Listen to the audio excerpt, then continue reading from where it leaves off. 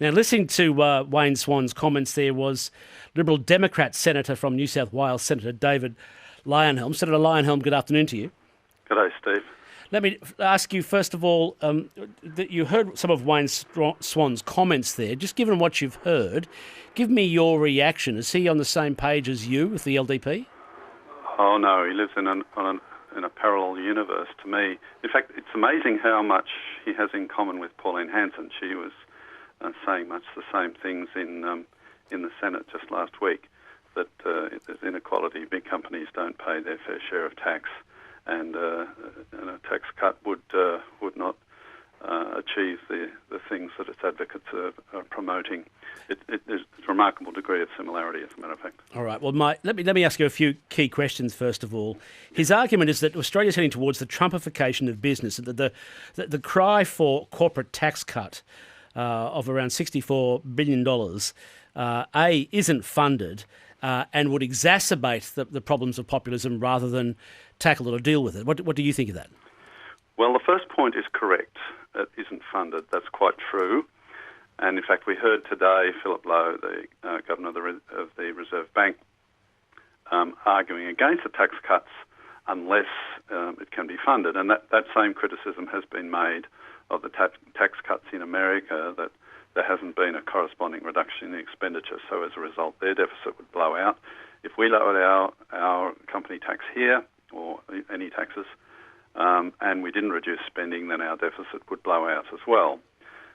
However, the other side of that argument, or the Trumpification of it, I'm not entirely sure I understand exactly what he means by that, but he was generally arguing... His argument is that business does not listen to its workforce, the people who, that they suffer from the blindness of affluence because they live in the wealthy postcodes and they miss what you might call a different form of market signal. They miss what's going on at a grassroots level. Yeah, I find that bizarre.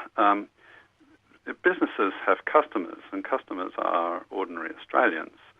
And if they don't satisfy their customers, they won't buy anything from them, and the businesses will fail. So, and they also have employees, and their employees are ordinary Australians, and if they don't keep their employees happy, they will leave, or they won't work as well as they could, and the business again will fail. It's a bizarre kind of an argument that the owners of the business have no regard for either their customers or their employees. It's a very strange argument, and what we're seeing in all these arguments about tax cuts and the economic effect that they're having is being contradicted by the facts in America now. We're seeing companies investing, giving wage rises and bonuses and things like that. The prosperity is starting to flow down all the way. So the argument, the claim that there will be no benefit for anybody and it will add to the deficit is to some extent contradicted by the fact that there will be an increase in economic activity. This is what a lot of economists predict, that lower tax cuts stimulate economic activity, results in more tax collections, so that in fact the impact on the deficit, it may not be negligible or zero, but it may not be as bad as is predicted. And there is some evidence for that when Ronald Reagan cut taxes back when he was president. In this case, economic activity went up. Now, as I understand it, Treasury's own modelling predicted that the government's corporate tax rate would increase household income by very little, just between 0.7 and 0.1 in the 2030s. In other words, that the benefit to working people to lift their household income is negligible, essentially, in argument. Does that accord with what you know of Treasury's own modelling on it? Well, yes. Yes.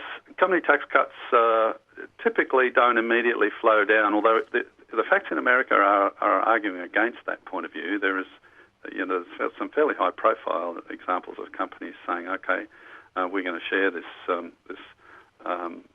increase in profits with our employees." So there's quite a lot of that going on at the moment. But yes, company tax cuts typically lead to more investment and investment in the business. Companies' first responsibility isn't to their employees; it's to the company itself and to their shareholders. And in fact, that's their legal obligation. The Companies Act in Australia requires companies' duty, if you like, is towards the company itself and to its shareholders. So they're not doing anything unusual by concentrating on those things.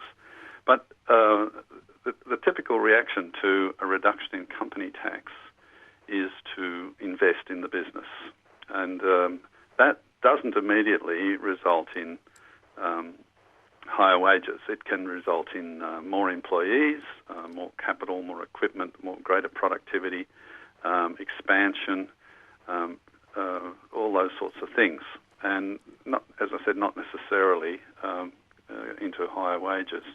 So it's no great surprise. If you want to put money into people's pockets immediately, and instead of a wage rise, a tax cut in personal taxes would have a more rapid effect. And that's actually quite expensive in terms of the effect on the budget. I'm very much in favour of that because I think there's plenty of areas in which the government spends money which it doesn't need to spend. But it would be fairly rash, I think, to go cutting income tax without very much cutting government spending. Do you agree that companies' profits are higher?